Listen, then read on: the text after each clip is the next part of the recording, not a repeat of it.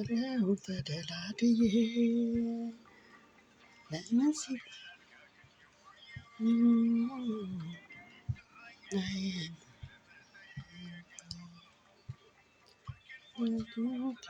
ሆኜ እኖራለሁ ተደላድዬ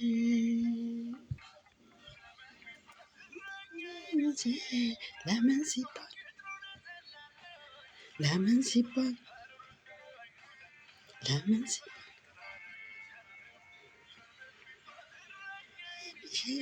ለምን ሲባል ለምን ሲባል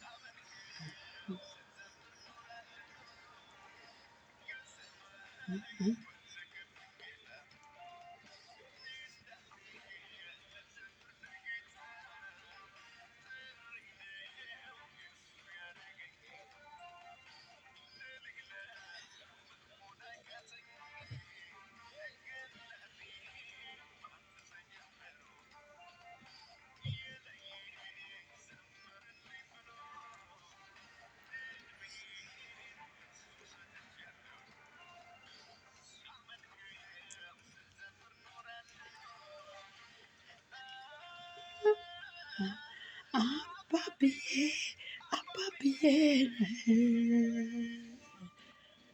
አባብዬ የነፍሴ ጠባቂ ልሳና ገደብ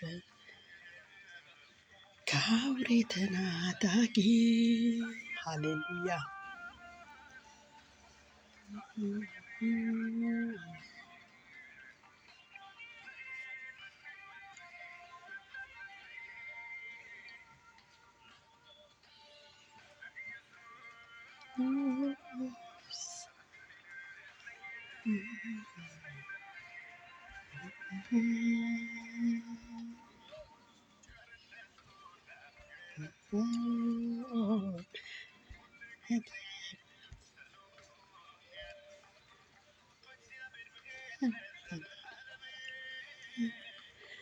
እኖራለሁ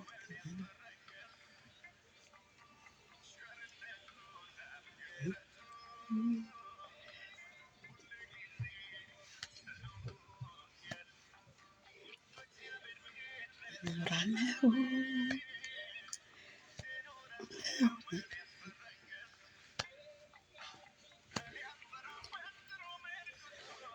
እኔ አልፈራም እኔ አልፈራም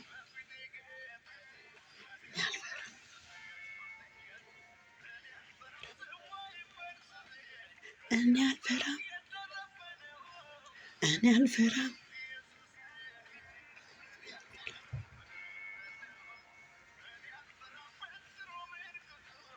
እኔ አልፈራም እኔ አልፈራም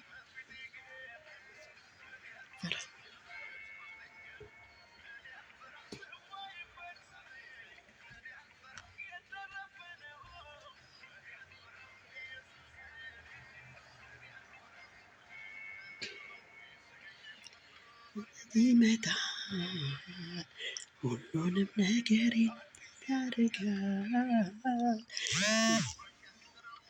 ብዙ ጊዜ ትካዜ ጊዜ ይመጣል ሁሉንም በጊዜው አዲስ ያደርጋል ሰዓት በራሱ ጊዜ ሐዘን ትካዜ የምን ጭንቀት እሱም ብዬ ያለ ፍርሃት ልቀመጥ እንጂ ተገልዬ እሱም ብዬ የምን ጭንቀት እሱም ብዬ ያለ ፍርሃት ልቀመጥ እንጂ ተዘልዬ ይመጣል ሁሉንም ነገርን አዲስ ያደርጋል በወሰነው ሰዓት በራሱ ጊዜ ሐዘን ትካዜ ሃሌሉያ ሃሌሉያ ሃሌሉያ። ጌታ ስሙ ይባረክ ወገኖቼ። እስቲ ከእግዚአብሔር ቃል አንድ ስፍራን ላንብብና ልውጣ፣ ምክንያቱም ሰዓቱ ሄዷል። ያው ኢትዮጵያ ሰውንም ማየው በዚህ ሰዓት ስለሆነ ነው አምሽቼ ፕሮግራም ማካፍለው እንጂ በቀን ማካፈል ይቻላል። ግን ብዙ ጊዜ ያው ኢትዮጵያ ሰው ስለሚተኛ በዚህ ሰዓት ነው ሰው ኦንላይን የሚኖረው። ለዛ ብዬ ነው። እና ጌታ ስሙ ይባረክ። ከእግዚአብሔር ቃል ዛሬ የምናየው ማቴዎስ ወንጌል ምዕራፍ 23 ነው። እስቲ ጸልያለሁ። ጌታ እግዚአብሔር ሆይ እናመሰግንሃለን። አንተ ከኛ ጋር ሁን። እግዚአብሔር ሆይ በቃል አንተ ተናገረን። ለእኔም ለወገኖቼም የሚያስፈልገው ቃል በኢየሱስ ስም ወደ ህይወታችን ይምጣ። በእውነት ጌታ ሆይ ልባችንን ንካ። አንተ ተናገርን። በውስጣችን ቃል ይተከልልን በኢየሱስ ስም አሜን። ምዕራፍ 23 ማቴዎስ ወንጌል ከቁጥር 1 ጀምሬ አነባለሁ። በዚያን ጊዜ ኢየሱስ ለሕዝቡና ለደቀ መዛሙርቱ እንዲህ ብሎ ነገራቸው። ጻፎችና ፈሪሳውያን በሙሴ ወንበር ተቀምጠዋል። ስለዚህ ያዘዟችሁን ሁሉ አድርጉ፣ ጠብቁትም። ነገር ግን እየተናገሩ እያደረጉትና እንደ ስራቸውም አታድርጉ። ከባድና አስቸጋሪ ሸክም ተብትበው በሰው ትከሻ ይጭናሉ። እነርሱ ግን በጣታቸው ስንኳ ሊነኩት አይወዱም። ለሰውም እንዲታዩ ስራቸውን ሁሉ ያደርጋሉ። ስለዚህ አሸንክታባቸውን ያሰፋሉ፣ ዘርፉንም ያስረዝማሉ።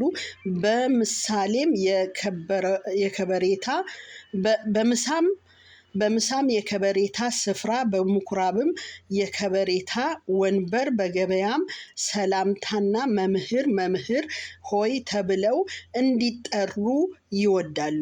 እናንተ ግን ሃሌሉያ፣ እዚህ ጋር ያለውን እናያለን።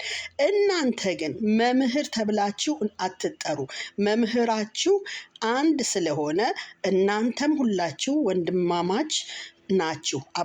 አባታችሁ አንድ እርሱም የሰማዩ ነውና። በምድር ላይ ማንንም አባት ብላችሁ አትጥሩ። ሊቃችሁ አንድ እርሱ ክርስቶስ ነውና። ሊቃውንት ተብላችሁ አትጠሩ። ከእናንተም የሚበልጠው አገልጋያችሁ ይሆናል። ራሱንም ከፍ የሚያደርግ ሁሉ ይዋረዳል፣ ራሱንም የሚያዋርድ ሁሉ ከፍ ይላል ይላል። ወገኖቼ ይህንን ቃል ስታነቡት የቱ ጋር እንዳለ ሚስቴኩ ይገባቸዋል። ማለትም እንደ እግዚአብሔር ቃል የከበሬታ ስፍራን የሚፈልጉ መምህር ተብሎ መጠራት የሚፈልጉ እነማን እንደሆኑ ለይቶ ማወቅ ምንም የሚከብድ ነገር ያለ አይመስለኝም፣ በአሁኑ ዘመንም ማለት ነው። ስለዚህ እግዚአብሔር በእነኛ ሰዎች ጉዳይ ላይ የተናገረው ነገር አለ። በጣም የሚገርመው ቁጥር 3 ላይ ማለት ነው። ቁጥር 4 ላይ እንደዚህ አይነቶቹ ሰዎች ማለት ነው። ስለዚህም ያዘዟችሁን ሁሉ አድርጉ፣ ጠብቁትም። ነገር ግን እየተናገሩ አያደርጉትምና እንደ ስራቸውም አታድርጉ። ከባድና አስቸጋሪ ሸክም ተብትበው በሰው ትከሻ ይጭናሉ። እነርሱ ግን በጣታቸው ስንኳ ሊነኩት አይወዱም አለ። በጣም የሚገርም ነገር ነው። እነኚህ ሰዎች እነማን ናቸው ብለን ለመለየት የሚከብደን ነገር የለውም። በህይወት ዘመናችን እያንዳንዳችን አብረን ኖረን በዛም ሃይማኖት ውስጥም ሆነን በህይወታችን ብዙ ነገሮችን አይተናልና፣ ስለዚህ በእንደዚህ አይነት ሁኔታ ያሉትን እውነቱን መጽሐፍ ቅዱስን አንብቦ መለየት ማለት ነው። በቃ የትኛው ነው እውነተኛው እምነት ብሎ ለማወቅ ማንንም የሚከብደው አይመስለኝም። ይህንን ስፍራ ማቴዎስ ወንጌልን ምዕራፍ 23ን ያነበበ ሰው ምዕራፍ 23ን ያነበበ ሰው ይሄንን ድርጊት የሚያደርጉ እነማን ናቸው? ትክክለኛውንስ ደግሞ የእግዚአብሔር ቃል እዚህ ስፍራ ላይ እናንተ እንደነሱ አታድርጉ ብሎ የሚላቸው ደግሞ እነማን ናቸው ብለን ለመለየት ብዙ ጊዜ አይፈጅብንም። ወገኖች መጽሐፍ ቅዱስን ለማንበብ አይኖቻችን የበሩ ይሁኑ። ጊዜያችንን ሰተን 5 ደቂቃም 10 ደቂቃም ትሁን ያለንን ሰዓት አካፍለን የመጽሐፍ ቅዱስ ቃልን እናንብበው። ይህንን ስፍራ ያነበበ ሰው በምንም አይታለልም። በህይወት ዘመናችን በሁሉም ነገር ውስጥ አልፈናልና። ሃሌሉያ! ጌታ ስሙ ይባረክ። ለኛ ደግሞ የተጻፈልን ይሄ ቃል ነው። እናንተ ግን መምህር ተብላችሁ አትጠሩ። እናንተ ግን መምህር ተብላችሁ አትጠሩ። የከበሬታ ስፍራን መፈለግ የለብንም። ለምን እንደዚህ አንከበርም? ለምን እንደዚህ ለየት ባለ ነገር አንጠራም ብለን ራሳችንን አኮፍሰን እዛ ቦታ ላይ እንድናስቀምጥ የእግዚአብሔር ፈቃድ አይደለም። ሃሌሉያ! ይሄ ለእኔና ለእናንተ ትምህርታችን ነው። አትጠሩ። መምህራችሁ አንድ ስለሆነ እናንተም ሁላችሁ ወንድማማቾች ናችሁ ይላል። እናንተም ሁላችሁ ወንድማማቾች ናችሁ። በዚህ ዘመን ውስጥም ደግሞ በእኛም ውስጥ ደግሞ እንደዚህ አይነት ከበሬታን የሚፈልጉ ሰዎች እንዳሉ እናውቃለን። ለምን? ብዙዎች ላይ አይተናል። ብዙዎች በጣም የከበሬታ ስፍራን አጠራር ላይ እነሱ ጋር ሰዎች እንኳን እንዲቀርቡ የማይፈልጉ ስፔሻል የሆኑ ሰዎች ብቻ እነሱ ጋር እንዲቀርቡ የሚፈልጉ ሰዎች አሉ በእግዚአብሔር ቤት ውስጥ። በቃ እነሱ በጣም በቃ ተከብረው ምናምን በቃ ተኮፍሰው በጣም በትልቅ ሁኔታ ላይ በቃ እንዲከበሩ የሚፈልጉ ማለት ነው። ወንድማማቾች ናችሁ ነው የሚለው እግዚአብሔር ቃል። እናንተ ወንድማማቾች ናችሁ። ስለዚህ ሰውን በሰውነቱ እናከብራለን፣ ነገር ግን ለእግዚአብሔር የሚሰጠውን ክብር ለሰው ልጅ አንሰጥም፣ በተአምር አንሰጥም። ኤክስፔክት የሚያደርጉ ሰዎች አሉ። እጅግ በጣም ኤክስፔክት የሚያደርጉ ሰዎች። ይሄንን ስለሚያቅም ነው የእግዚአብሔር ቃል አስቀድሞ በዚህ ስፍራ ላይ የተጻፈው። የነኛን ከበሬታ የሚፈልጉትን ብቻ ጽፎ መተው ይችል ነበር። ግን በዘመኑ መጨረሻ በአሁኑ ሰዓት የሚሆነውን ደግሞ በእኛም መካከል እንዲህ አይነት ሰዎች እንዳሉ እግዚአብሔር አስቀድሞ ስለሚያውቅ ይህንን ስፍራ ጽፎ አስቀምጦልናል። ለእኔና ለእናንተ ዛሬ ማለት ነው። ጌታ ስሙ እየተባረከ ይሁን። አባታችሁ አንድ እርሱም የሰማዩ ነውና በምድር ላይ ማንንም አባት ብላችሁ አትጥሩ። በምድር ላይ ማንንም አባት ብላችሁ አትጥሩ ይላል የእግዚአብሔር ቃል። ጌታ ስሙ ይባረክ። እንደ እግዚአብሔር ያለ ማን አለ? ጌታ ኢየሱስ ስሙ የተባረከ ይሁን። መጽሐፍ ቅዱስ ግልጽና እውነተኛ ቃል ነው። ሃሌሉያ! ምንም ነገር ልንሸቃቅጥበት የማንችለው አባታችሁ አንዱ እርሱ የሰማዩ ነውና በምድር ላይ ማንንም አባት ብላችሁ አትጥሩ። ሊቃችሁ አንድ እርሱም ክርስቶስ ነውና ሊቃውንት ተብላችሁ አትጠሩ። ሊቃውንት ተብላችሁ አትጠሩ። ይሄንን የሚጠላ ሰው ይኖራል በአሁኑ ጊዜ ብላችሁ ታስባላችሁ? ሊቃውንት ነኝ ብሎ እንዲህ ለማለት የሚፈልጉ ብዙ አሉ። አይሰራም ይሄ በእግዚአብሔር ቤት ውስጥ ማለት ነው። ምክንያቱም ዝቅ ብለን ራሳችንን ለሌላው ዝቅ ብለን ማሳየት እንዳለብን የእግዚአብሔር ቃል ያስተምረናል። ሃሌሉያ! ሊቃችሁ አንድ እርሱ ክርስቶስ ነውና ሊቃውንት ተብላችሁ አትጠሩ። ከእናንተም የሚበልጠው የአገልጋያችሁ ይሆናልና። ከእናንተም የሚበልጠው ዛሬ አንድ ሰው ወደ ጌታ ቢያመጣህ እሱ ጌታ አይደለም። ግን አንተን እግዚአብሔርን ነገር ሩትድ ሆነ ተተክለ በእግዚአብሔር ቤት ውስጥ እስከምታድግ ድረስ ዝቅ ብሎ በቃ ሃምብል ሆኖ አንተን ማስተማር እንዳለበት ነው፣ ወይንም አንቺን ማስተማር እንዳለበት ነው። ስለዚህ ይሄንን እግዚአብሔር ቀድሞ ያስቀመጠልን ለትምህርታችን ነው። ጌታ ይርዳን፣ እያንዳንዳችንን እግዚአብሔር ይርዳን። ራሱንም ከፍ የሚያደርግ ሁሉ ይዋረዳል፣ ራሱንም የሚያዋርድ ሁሉ ከፍ ከፍ ይላል ይላል። የእግዚአብሔር ስም ብሩክ ይሁን።